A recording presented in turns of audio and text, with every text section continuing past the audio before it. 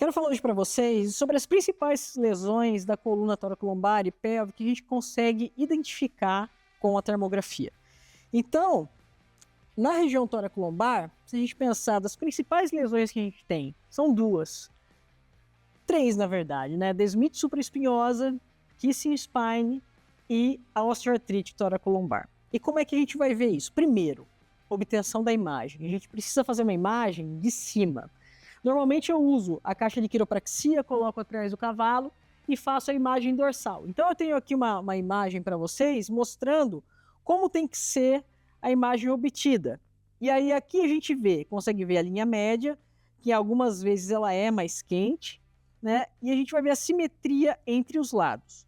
E o que a gente pode encontrar? Normalmente, aumento de temperatura na linha média e redução de temperatura nas laterais. E o que causa isso, né?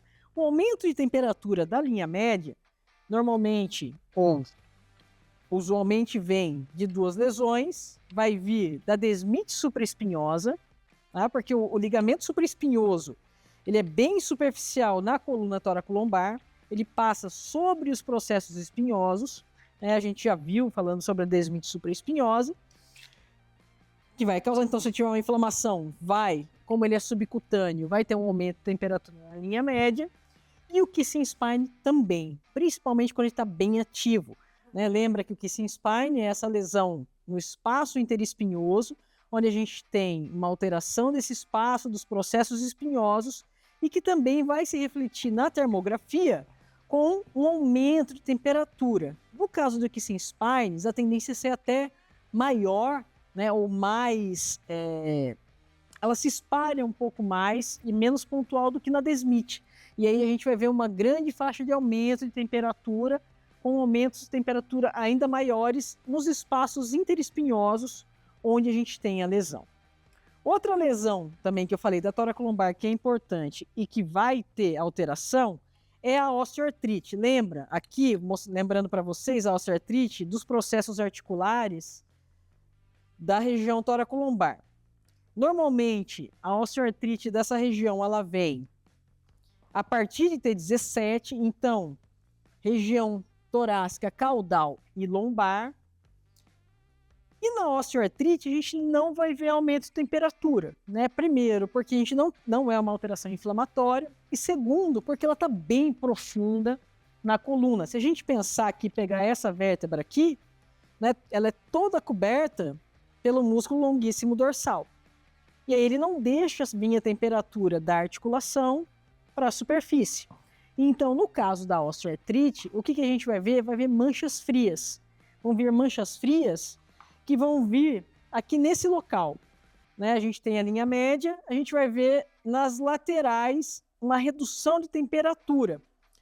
E como eu falei para vocês, no meu mestrado, eu fiz a avaliação termográfica dos cavalos com dor lombar e sempre que a gente tem uma mancha fria, a gente tem uma osteoartrite associada, e sempre que a gente tem uma osteoartrite, a gente tem uma mancha fria associada por causa de dor. Eu já falei sobre isso, sobre as manchas frias, em outro vídeo aqui da série sobre termografia, que eu vou deixar o link aqui na descrição do vídeo, tá, para vocês, mas vai causar a mancha fria. Então, kissing spines e desmite, hotspot, osteoartrite toracolombar, mancha fria.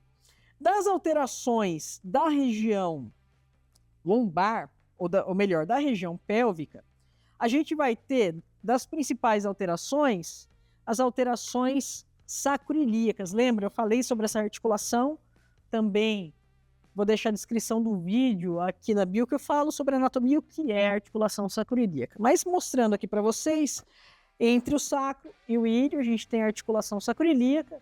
E também, se a gente pensar, não tem só a cobertura muscular, que aqui a gente tem todo o glúteo médio cobrindo essa região, mas também a asa do ilho. A gente tem uma estrutura óssea cobrindo a articulação sacroiliaca. Então a gente não consegue ver nenhuma alteração inflamatória. Novamente, é uma alteração degenerativa, não tem o calor da alteração inflamatória, porém, ela vai gerar uma redução de temperatura caudal na região dos glúteos. Porque nesses últimos ramos, lombares e primeiros sacrais, eles vão lançar um raminho dorsal que vão formar os nervos cluneais, né, gluteais ou cluneais. E eles normalmente se refletem nessa região aqui do glúteo médio. Então, quando a gente vai fazer uma imagem, tem aqui uma imagem da pelve mostrando para vocês. Quando a gente faz a imagem da pelve, a gente pode pôr, no caso desse cavalo aqui, ele tem aumento de temperatura pelo calor, mas a gente vai ver uma redução de temperatura reflexa nessa região do glúteo, né, que vai nos dizer que tem uma dor profunda. Lembrando que os cold spots normalmente associados, né, aqui nas lesões ortopédicas da coluna, à lesão profunda. Outras lesões da pelve que podem ser captadas também pela termografia são as lesões traumáticas. E aí nós vamos ter as lesões traumáticas, os tubers, né? O cavalo cai, se bate e machuca. E aí, principalmente, aumento de temperatura na região do tuber coxal, tuber sacral, menos comum, e tuber isquiático.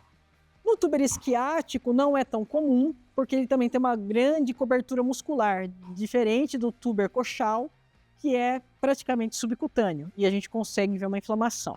Mas se a gente pegar agudo, a fratura aguda aqui do tuber isquiático, também a gente vai ver um aumento de temperatura associada a essa lesão, tá?